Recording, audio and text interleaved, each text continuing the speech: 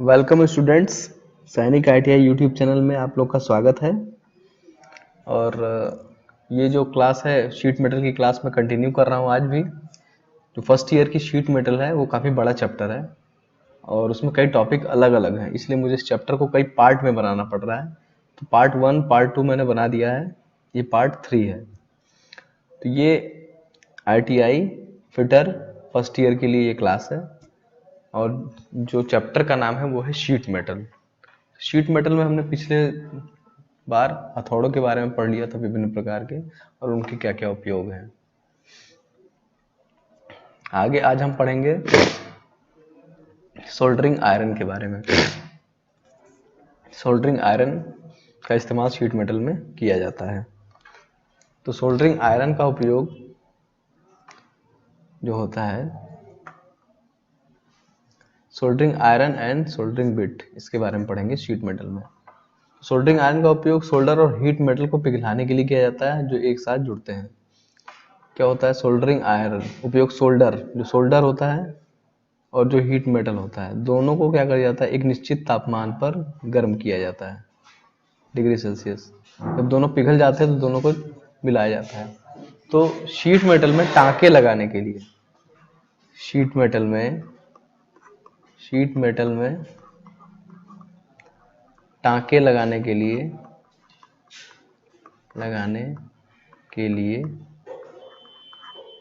हम soldering iron का उपयोग करते हैं। टाँका लगाया जाता है इससे।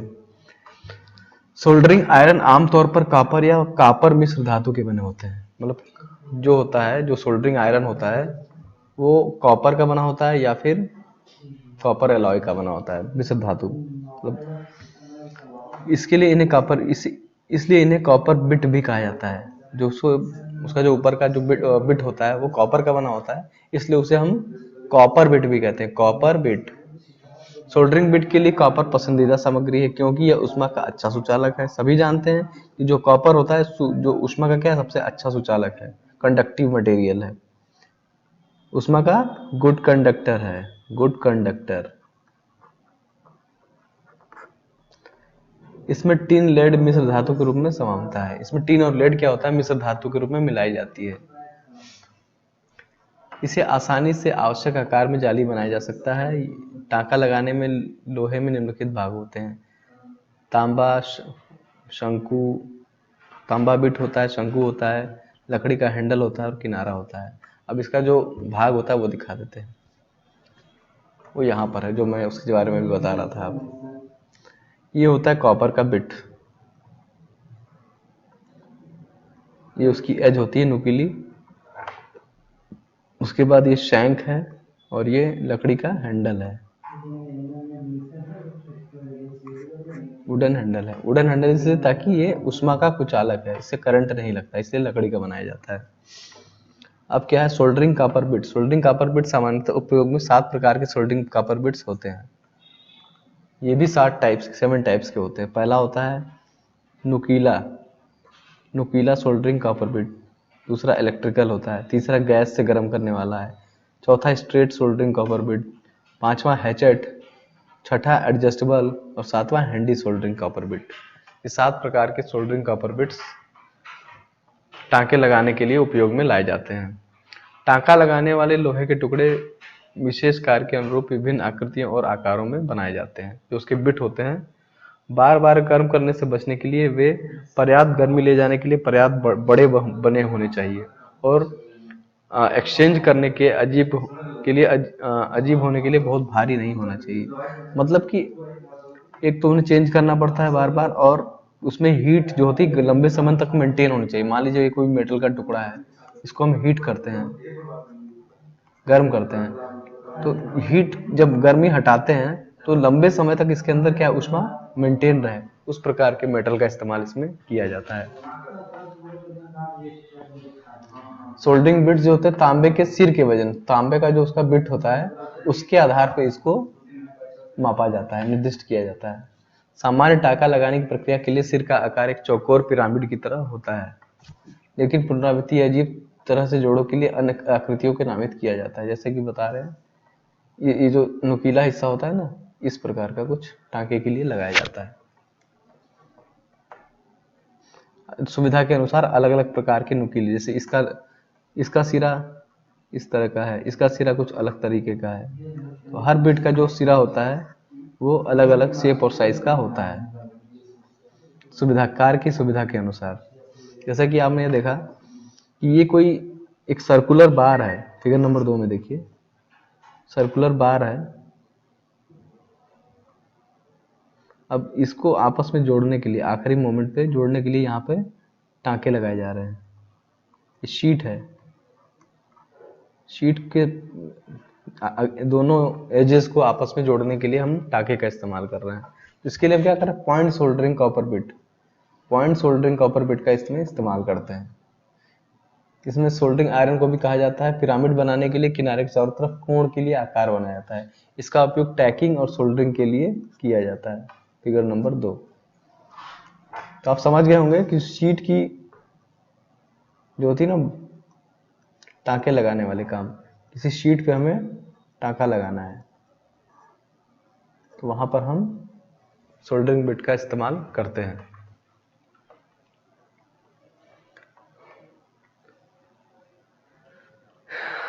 Straight soldering bit, straight soldering copper bit, straight soldering copper bit जो फिगर नंबर 5 में देखिए, इस प्रकार का सोल्डरिंग आयरन एक गोल जॉब के अंदर के तल को टांका लगाने के लिए उपयुक्त है। जैसे कोई गोल जॉब है, गोल जॉब होता है, उसके अंदर के तल को टांका लगाना होता है, तो यहाँ पर इस टाइप के बिट का उपयोग किया जाता है।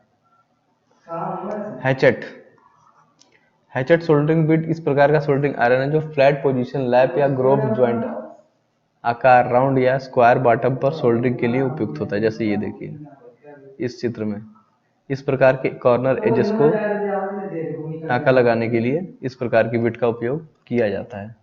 इसको बोलते हैं hatchet soldering copper bit, hatchet soldering copper bit. Adjustable soldering copper bit, इस प्रकार की सोल्डरिंग आयरन का उपयोग सोल्डरिंग के लिए किया जाता है और जहां सोल्डरिंग के लिए स्ट्रेट या हैचेट बिट का उपयोग नहीं किया जा सकता है। एडजस्टेबल सोल्डरिंग बिट का किसी भी स्थिति में समायोजित किया जा सकता है।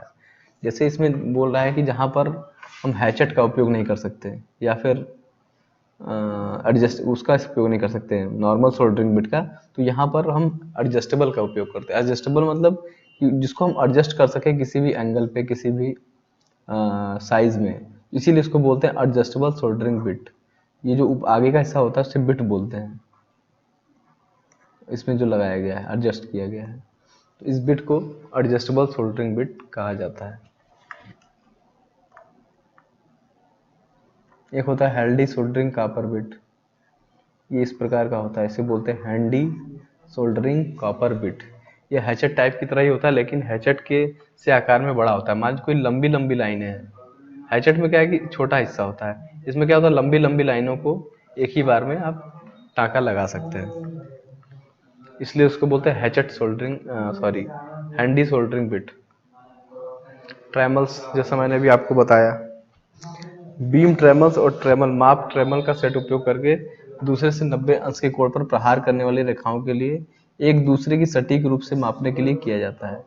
मतलब कोई भी 90 डिग्री पे हमें एंगल लेना हो या माप करनी हो उसके लिए, कोई पैरेलल लाइन खींचनी हो उसके लिए ट्रेमल्स का उपयोग किया जाता है। शिल्पकार के लिए ट्रेमल हेड्स या ट्राम की एक जोड़ी किसी भी सुविधाजनक बीम जैसी लकड़ी के लिए बटन की लंबाई का उपयोग करना एक सामान्य प्रथा है।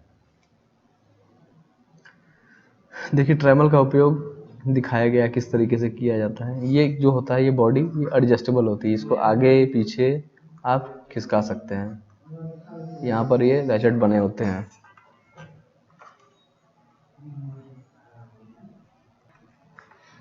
अब जैसा कि आप लोग फिगर नंबर 2 में देख रहे हैं, तो ट्रेमल का उपयोग होता है वो राइट एंगल को बनाने में किया जाता है। किसी भी स्केल के माध्यम से हम एक स्केल अगर नीचे रखते हैं तो हम दो चाप लगाकर, एक चाप यहाँ से एक चाप यहाँ से 90 डिग्री पे एक सीधी रेखा खींच सकते हैं। उसी तरह फिगर नंबर 3 में देखिए कि बीम ट्रेमल्स जो स्टील टेप होता है उसके यूज से हम यहाँ पर 90 डिग्री का कोई भी कोण माप सकते हैं या खींच सकते हैं 90 डिग्री पे। तो ट्रेमल का उपयोग होता है 90 डिग्री की मार्किंग और चेकिंग के लिए। इसके बाद ग्रूवर्स, शीट मेटल में किसी भी सीम को प्रभावी कामकाज के लिए बंद संपत्ति में बंद किया जाना चाहिए, अन्यथा संयुक्त विफल हो जाएगा। जैसे कि क्या होता है कि ग्रूव बनाने का काम होता है, जो सीम होती है, ग्रूव एक ग्रोवर का हाथ का उपकरण है जिसका उपयोग शीट मेटल कार्य में सीमों को बंद करने और लॉक करने के लिए किया जाता है। जैसे कि ये देखिए, इसको बोलते हैं सीम। जैसे कोई चीज शीट है वो ऐसे है और कोई शीट ऐसे है, तो इन दोनों को दबाकर ऐसा बनाने के लिए, टाइट फिटिंग देने के लिए, एकदम ऐसा बनाने के लिए इसमें जोर से हम दोनों तरफ से प्रेस करते हैं तो ये ऐसा बन जाता है, जो लीक प्रूफ हो जाता है। तो सीम को दबाने के लिए हम इसका ग्रोवर्स का इस्तेमाल करते हैं। तो उसमें क्या होता है कि इस प्रकार की शेप बनी होती है ग्रोवर्स में ऑलरेडी, तो ऊपर से दाब लगाकर उस सीम को दबाया जाता है दोनों तरफ से। सीम को दबाने के काम में ये आता है, जैसा कि चित्र नंबर 1 में आप लोग देख रहे हैं। इसी को बोलते हैं ग्रूवर्स। ग्रूवर्स विभिन्न आकारों में उपलब्ध होते हैं, जैसे 3 mm, 4 mm, 5 mm। आमतौर पर गुना की चौड़ाई 1.5 mm से एक नाली का उपयोग किया जाता है। जैसे कि ये देखिए, ग्रूवर्स अलग अलग प्रकार के होते हैं और अलग अलग तरीके की चीज़ों का प्रयोग किया जाता है इनको मोड़ने के लिए। यहाँ पर देखिए, ग्रूवर्स के उपयोग से कैसे इन दोनों शीट को मिलाकर आपस में दबाया जा रहा है और एक शेप दी जाती है। ग्रूवर के जोड़ों को बंद सिरे पर रखा जाता है और ग्रूवर पर बहुत मामूली कोण पर स्थिर होता है। जोड़ का किनारा ग्रूवर की स्थिति के लिए एक गाइड के रूप में कार्य करता है। ये जो किनारे होते हैं ये इनको उसी शेप में ढालने का काम करते हैं। इनको अगर ऊपर से प्रेस किया जाएगा तो ये इसी शेप में ग्रूवर्स ढाल दिए जाएंगे। जैसे अब इसका अगला चरण देखिए, यहाँ पर इसे दबाया जा रहा है, फिर से चोट मारी जा रही है हथौड़े से। हथौड़े से जब हम इसे चोट करते हैं तो ये प्रॉपर तरीके से तैयार हो जाता है। तो मैलेट या हल्के प्लानिंग हथौड़े का उपयोग करके इसको और टाइट कर दिया जाता है और ग्रोवर के अंत तक जोड़ों को चरणबद्ध तरीके से विफलता के परिणामस्वरूप जोड़ को काटने के निशान इसमें बने होंगे। जैसे ये देखिए, इसका क्रॉस सेक्शन दिखाया गया है। जैसे ये कोई शीट है, ये लंबे, ये शीट को ऐसे और एक शीट को ऐसे काटा गया है, अब मतलब जोड़ा गया है। इनको बीच से काट के देखेंगे तो ये कुछ ऐसा ही दिखाई देगा। तो किसी भी सीम को जोड़ने के लिए हम ग्रूवर्स का उपयोग करते हैं, उसको दबाने के लिए। जोर से दबाने से वो लीक प्रूफ हो जाते हैं, किसी प्रकार का लीक उनके बीच से नहीं होता है। उसके बाद अगला है स्टेक्स एंड देयर यूजेस। अब विभिन्न प्रकार के जो स्टेक्स होते हैं, उसके बारे में पढ़ेंगे। Stakes and there uses. Stakes क्या होते हैं कि स्टेक्स शीट मेटल में एविल्स का काम करते हैं।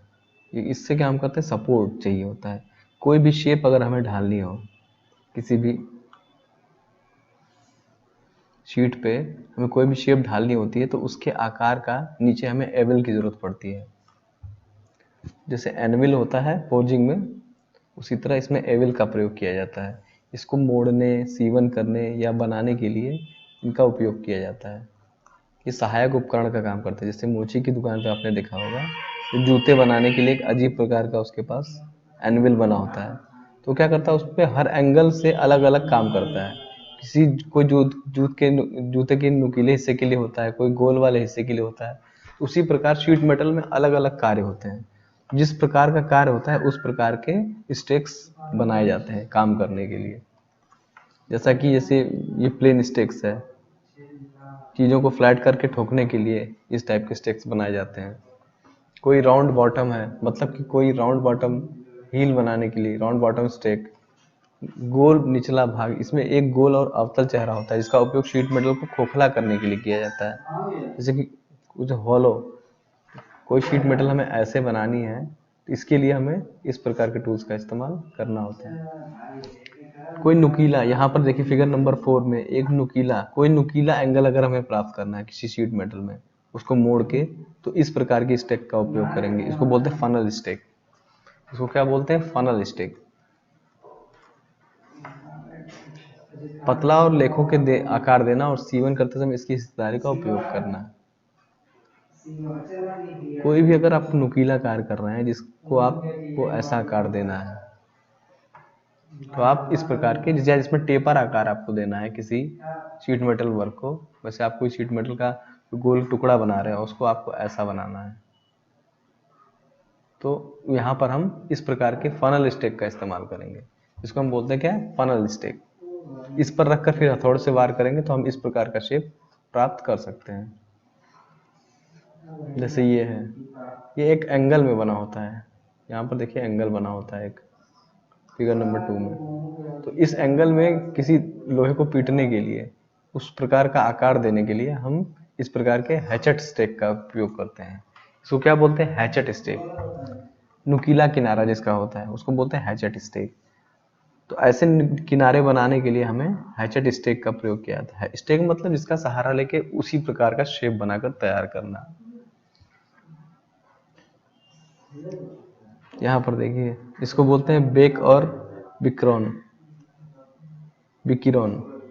जिस प्रकार का, जैसा बेक जिस प्रकार के होते हैं उसी प्रकार का इसको सर्कुलर, घुमावदार और टेपर आकृति का अगर हमें कोई शीट मेटल वर्क करना है तो हम उस प्रकार का शीट मेटल वर्क इसकी सहायता से कर सकते हैं। इसमें अलग अलग आकृति है, देखिए ये अलग आकृति है, ये अलग आकृति है।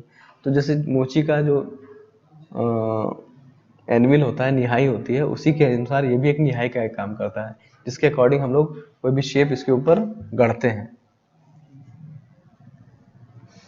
अब ये देखिए क्रीसिंग आयरन जिसमें आपको हैचिंग टाइप की ऐसी शेप चाहिए किसी शीट में, या किसी शीट में घुमावदार शेप चाहिए, गोलाकार आकृति चाहिए, तो ऐसी चीज़ों का कार्य करने के लिए आपको क्रीसिंग आयरन का उपयोग किया जाता है। इसको क्या बोलते हैं? Creasing iron. मैलेट के उपयोग से इसको पूरा किया जाता है। इसके बाद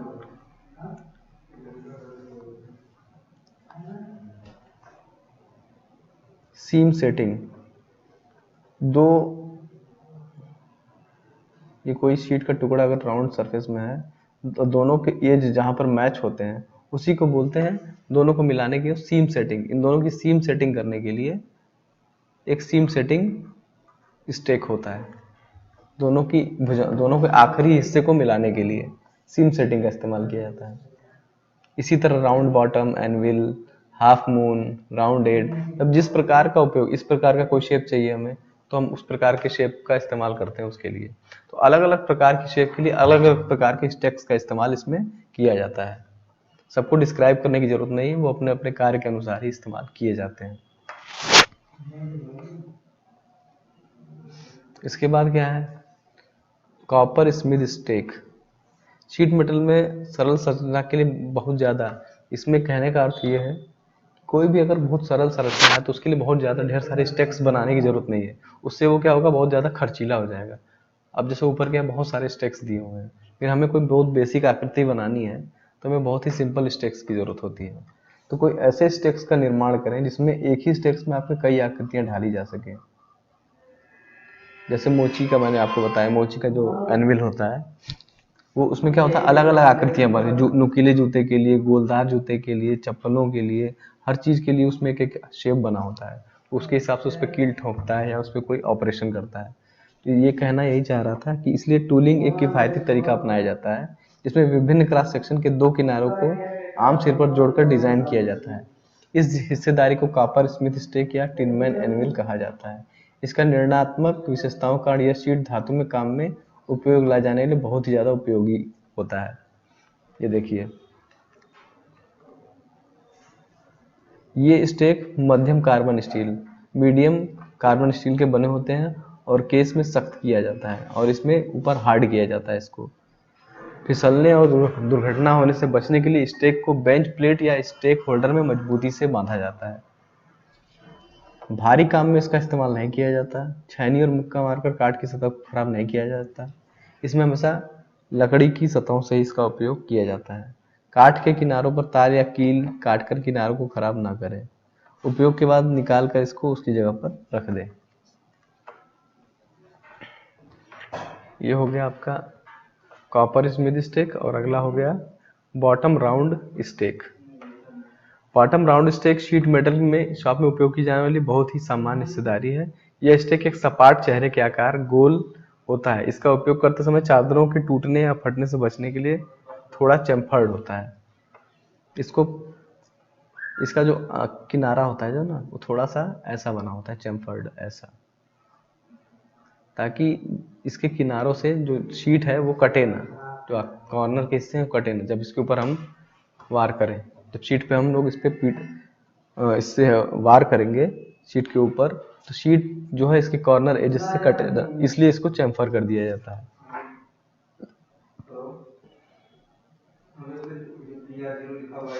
स्टेक होल्डर्स, 3 प्रकार के स्टेक होल्डर्स होते हैं। पहला है बेंच प्लेट, दूसरा सराउंडिंग बेंच प्लेट, और दूसरा universal stake holder. Bench plate क्या होती है? स्टेक्स को एक प्लेट के माध्यम से उपयोग करते समय स्थिति में रखा जाता है, जिसे बोल्ट और नट के साथ वर्क बेंच पे बांध दिया जाता है। इस प्लेटों को ही बेंच प्लेट या स्टेक होल्डर कहा जाता है। ये देखिए, इसमें अलग अलग टाइप के शेप बने होते हैं। इसी में जो आपको फंसा दिया जाता है और उसके ऊपर ऑपरेशन किया जाता है। इससे क्या होता है कि वो एक लॉकिंग डिवाइस की तरह काम करता है। आपका जो जॉब है वो हिलता नहीं है। ये देखिए अलग अलग प्रकार के, figure number 2, revolving bench plate.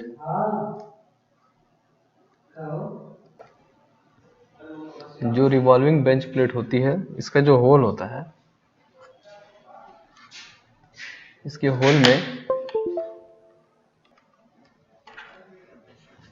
इसका जो होल होता है वो टेपर होता है। ये जो हिस्सा होता है ये सीधा ना होके ये टेपर होता है। तो ये टेपर की होने की वजह से क्या होता है कि जो उसके टांग होते हैं ना स्टेकों के, या जो जॉब होते हैं, वो आसानी से इसमें फंस जाते हैं। स्टेक्स के इसमें आसानी से फंसा दिए जाते हैं और वो अपनी जगह पर फ्रीज हो जाते हैं, रुक जाते हैं, तो सेल्फ एडजस्टिंग हो जाते हैं। इस वजह से यहाँ पर हम रिवॉल्विंग बेंच प्लेट का इस्तेमाल करते हैं।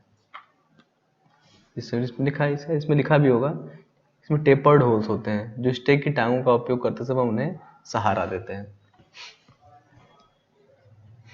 स्टेक होल्डर को वर्क बेंच पर मजबूती से लगाएं। स्टेक होल्डर को हमेशा वर्क बेंच पे मजबूती से लगाना चाहिए। वो हिलेगा डुलेगा तो ठोक, जब मैलेट से वार करेंगे तो इधर उधर हिलेगा और आपका जॉब जो है खराब हो सकता है। बहुत भारी काम के लिए इसका इस्तेमाल ना करें, हैवी वर्क के लिए इसका इस्तेमाल नहीं करना चाहिए। लॉकिंग व्यवस्था को अधिक न कसें, किसी भी लॉक को अधिक आवश्यकता से अधिक टाइट ना करें, इससे थ्रेड खराब हो सकती है। अनावश्यक एसेसरीज को टेबल पर ना रखें। कोई भी जो काम का मटेरियल नहीं है उसको टेबल के आसपास नहीं रखना चाहिए। स्टेक होल्डर्स को छैनी या मुक्का मारने से बचें। इस्तेमाल के बाद इसे निकाल कर अपनी जगह पर रख दें। ये स्टेक का काम होता है। तो हमने यहाँ पर स्टेक्स के बारे में पढ़ा। ये सारे स्टेक्स हैं और स्टेक्स अलग अलग प्रकार के, और स्टेक होल्डर्स, होल्डर्स मतलब ये जो स्टेक्स होते हैं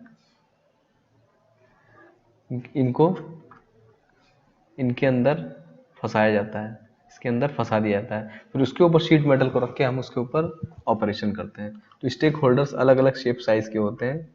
इसके अंदर स्टेक्स को फंसा के फिर उसकी उस आकृति के आधार पे उस पर हम शीट के ऊपर ऑपरेशन करते हैं।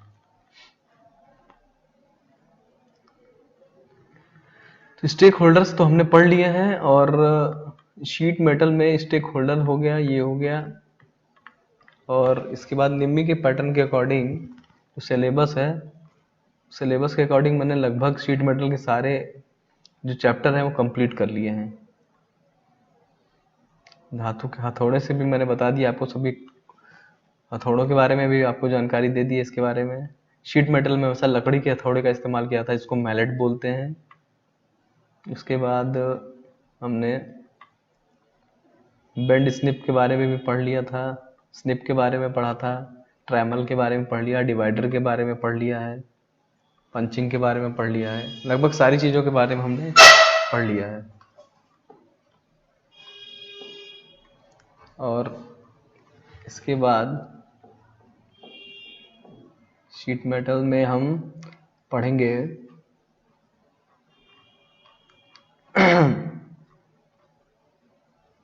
कॉपर्स में हिस्सेदारी, ये तो हो गया है। हाँ, शीट मेटल सीम के बारे में पढ़ेंगे। शीट मेटल कंस्ट्रक्शन में सीम, शीट मेटल सीम के बारे में पढ़ लेते हैं। सीम में क्या है कि शीट मेटल में कंस्ट्रक्शन में लाइट और मीडियम गेज मेटल शीट्स को मिलाते समय मैकेनिकल सीम का इस्तेमाल किया जाता है। शीट मेटल की वस्तुओं का निर्माण करते समय शीट मेटल वर्कर को उसी प्रकार के सीम का चयन करने में सक्षम होना चाहिए जो विशिष्ट कार्य के लिए सबसे उपयुक्त हो। ये जैसे देखिए सीम कैसे बनाई जाती है, जैसा मैंने आपको बताया था ना, ये सीम, इसी को बोलते हैं सीम बनाना। जैसे कोई शीट है, ये इस प्रकार की आ रही है, सॉरी मैं इसको अलग अगर दूसरी जगह पर बनाता हूँ। जैसे कोई सीम है, ये इस प्रकार से है, अगर वही सीम हम इस प्रकार से लाएं और इनको दबाएं, इसी को हम बोलते हैं सीम प्रिपरेशन, सीम बनाना।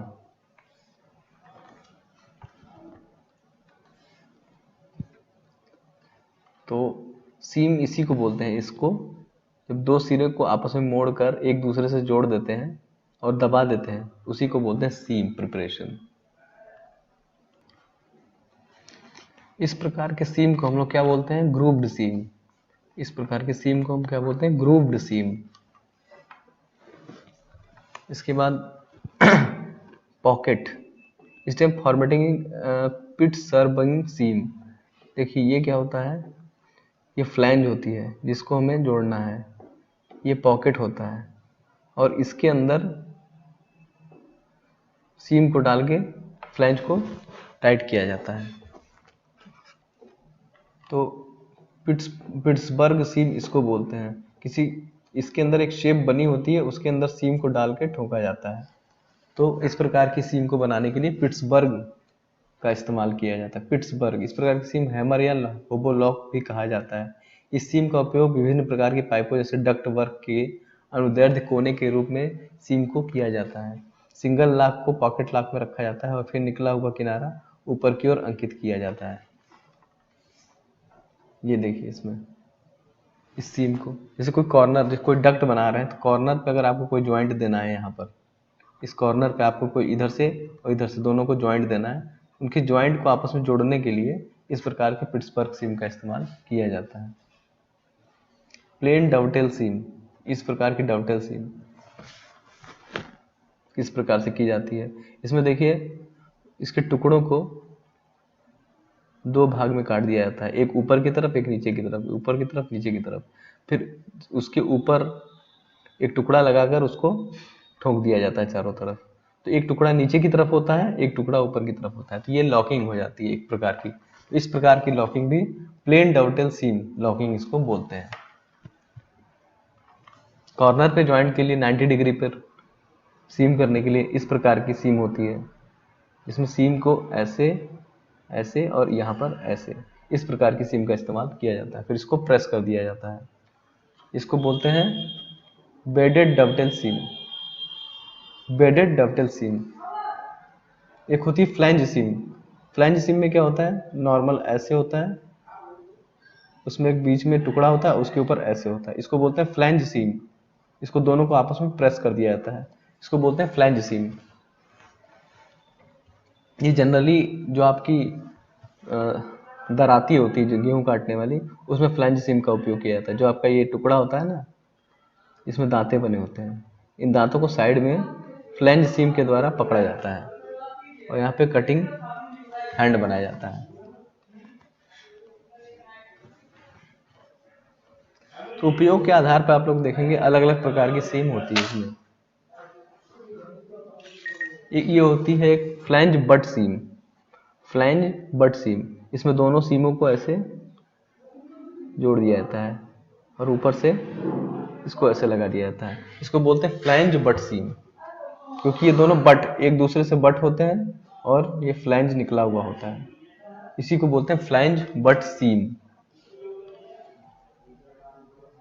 तो अलग अलग प्रकार की सीम शेप के आधार पर बनाई जाती है। फिगर नंबर 10 में देखिए, प्लेन लैप, संक लैप, इनसाइड लैप।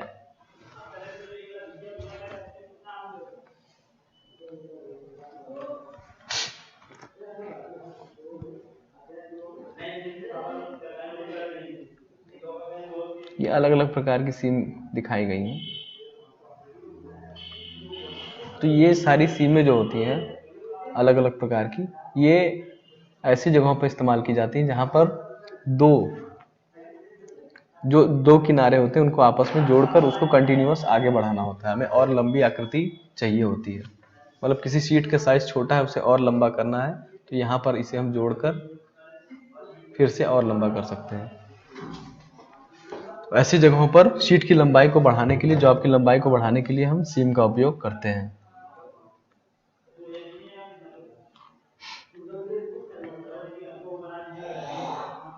ग्रुव्ड जॉइंट के बारे में भी देखो हम पढ़ चुके हैं, इससे पहले बता चुके थे। इसमें हमने आपको बताया था ग्रुव्ड जॉइंट के बारे में कि ये ग्रूवर जो होते हैं, जो जॉइंट होते हैं उनको दबाने के काम में आते हैं, उनको ऊपर से दबाने के काम में आते हैं ग्रूवर। इसको ग्रूवर बोलते हैं, groover and seam. Locked groove joint, इसको याद रखिएगा, जो शेप होती है इस शेप को ऊपर से दबाने के लिए ग्रूवर का इस्तेमाल किया जाता है। ये एग्जाम में ज्यादा आता नहीं है पूछने के लिए। जिगजैग,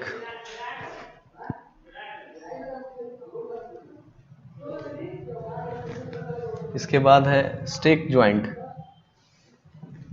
इसमें क्या हुआ है, ये मुड़े हुए जोड़ों में से एक है जिसका उपयोग खिलौनों और हल्के लेखों में किया जाता है। ये देखिए, इसमें आपने देखा होगा अक्सर शीट में कि कोई हल्का जॉइंट अगर हमें बनाना है और मोड़ देना है, वहां पर फ्लेक्सिबिलिटी देनी है, फ्लेक्सिबल कट, जहां पर हमें बार बार उसको मोड़ना और खोलना होता है, तो बार बार उसे मोड़ने और खोलने के लिए जहां पर बार बार उसे इस्तेमाल करना होता है, तो ऐसी जगहों पे हम लोग क्या करते हैं, इस प्रकार का टुकड़ा क्लिप में काटा जाता है। इसमें क्लिप में स्लॉट कटे होते हैं और स्लॉट में इसमें क्लिप बनाई जाती है। इस शीट को ऐसा काटा जाता है कि स्लॉट और क्लिप दोनों एक साथ उनकी होल के हिसाब से डिजाइन किए जाते हैं। फिर इस क्लिप्स को स्लॉट में जाकर पीट कर उसे फैला दिया जाता है, तो ये कुछ इस प्रकार की आकृति हमें प्राप्त हो जाती है। एक होता है जिगजैग, एक इस तरफ से, एक इस तरफ से, इस तरफ से इस तरफ, ये जिगजैग मोशन इसको बोलते हैं। अगर कोई ऐसा और ऐसा मोशन होता है इसे बोलते हैं जिगजैग। तो जिगजैग मोशन में भी इसमें क्लिपिंग लगाकर इसको जोड़ा जाता है। फोल्डिंग एंड ज्वाइनिंग अलाउंसेस, ये इसको रहने दीजिए, आउट ऑफ सिलेबस है, ये नहीं आता है, ये भी नहीं है।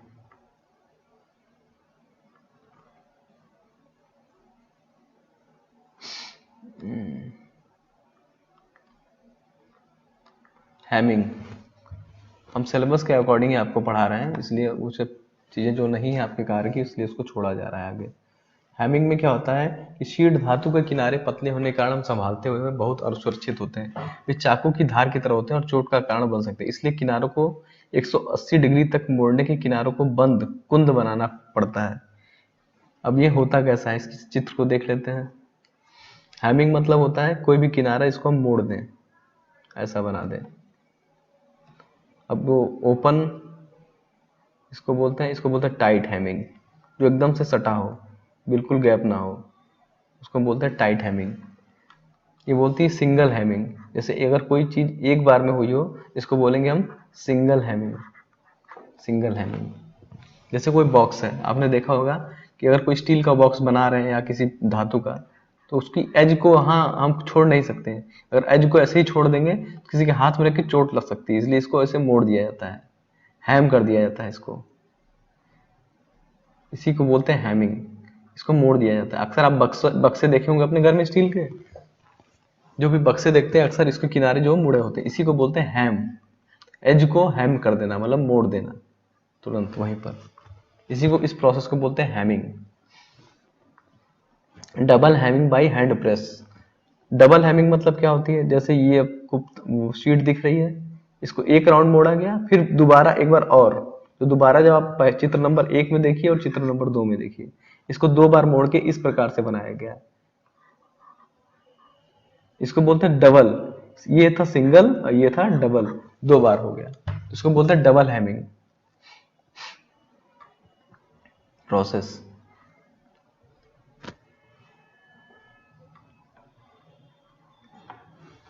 इसके बाद शीट मेटल में